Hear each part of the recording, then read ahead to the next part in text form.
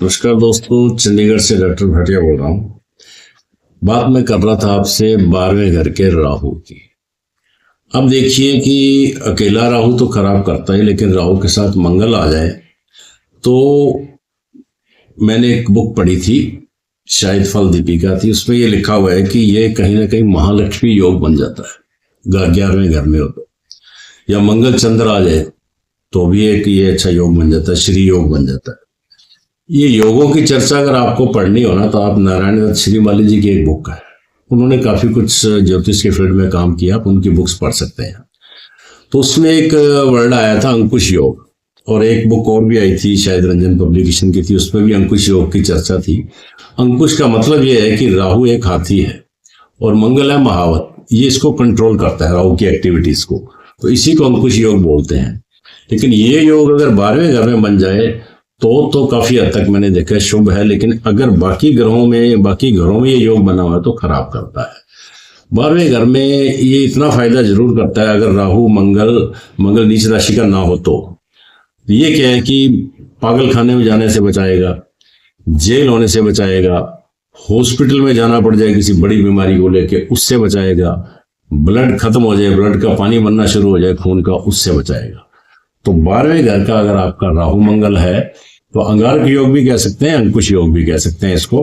ये काफी मायनों में अच्छा माना गया है, लेकिन बाकी घरों में राहु मंगल का जो एक प्लेसमेंट है ये अच्छा नहीं माना गया। राहु 12वें की चर्चा करते हुए ये भी लोगों ने क्वेश्चन किए कि सर आपने बातें बताई, इनके कुछ उपाय भी होंगे।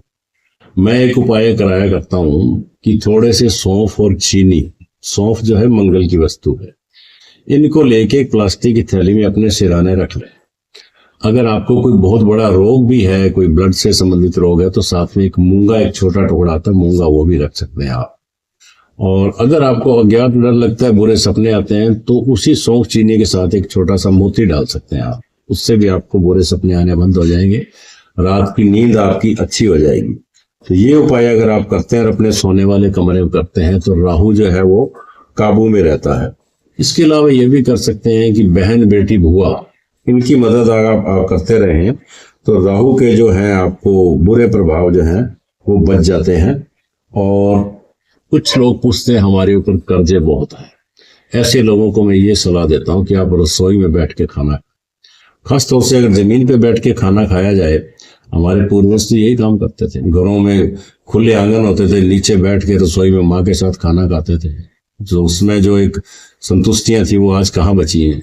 आज ना तो माँ बची है, ना हमारा चौका चूल्हा बचा है, ना हमारा आंगन बचा है।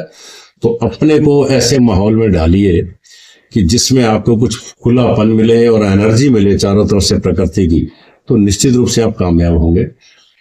एक न्यूज आई कल, श्याम बेनेगल की डेथ हुई, और मैं आपसे चर्चा कर रहा हूँ राहु 12वें की।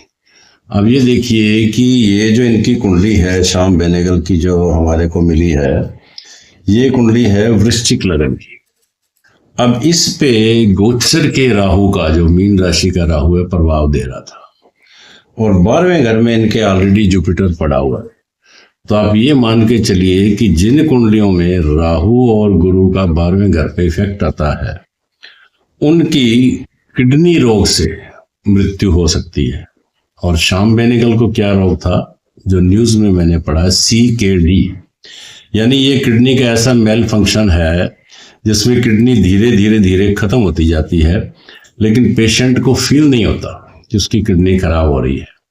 तो ये जो CKD नाम की एक नई बीमारी सुनी है, हमने पढ़ा, मैंने उसके बारे में भी पढ़ा है। तो इसमें क्या है कि किडनीज के अंदर जो है धीरे धीरे क्रोनिक किडनी डिजीज बोलते हैं इसको। तो आपकी कुंडली के अंदर अगर राहु और गुरु का 12वें घर के इम्पैक्ट है तो आप जरूर अपनी किडनीज को चेक करवाइए।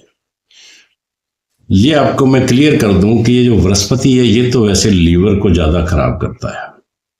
तो जो शराब पीने वाले व्यक्ति हैं उनकी कुंडलियों में बृहस्पति कहीं ना कहीं जरूर डाउन स्टेज में होता है। लेकिन 12वें घर में अगर राहु भी साथ में आ जाता है तो राहु क्या है, फाउल गैस है, तो ये स्टोन की फॉर्मेशन कर देते हैं। कई लेडीज के अंदर भी मैंने देखा है, जेंट्स में भी देखा है, कैल्शियम ऑक्जेलेट जो है एक लाल रंग का स्टोन बन जाता है, वो पत्थर बन जाते हैं। वो भी बॉडी को खराब करते हैं, चाहे वो किडनी में निकले और चाहे वो गाल ब्लैडर में निकले। गाल ब्लैडर तो निकालना ही पड़ता है, लेकिन किडनी का फिर भी इलाज हो जाता है। तो ऐसा अगर आपकी कुंडलियों में योग है तो जरूर चेक कराइए, और शाम बेनेवल को वेरी श्रद्धांजलि। Thank you.